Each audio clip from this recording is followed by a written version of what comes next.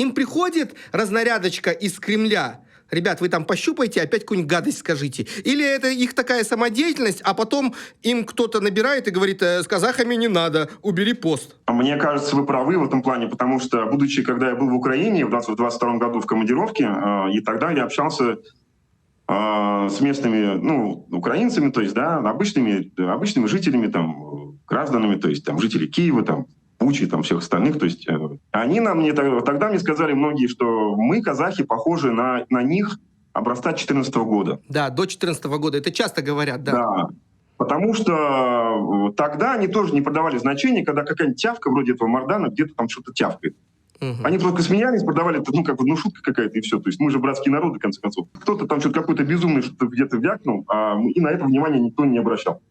И вот, мне кажется, вот в этом случае, и только потом они поняли, что, скорее всего, наверное, все-таки с большей вероятностью, это такие собачки мелкие, они нужны для того, чтобы прощупывать почву и нашу реакцию, особенно в соцсетях.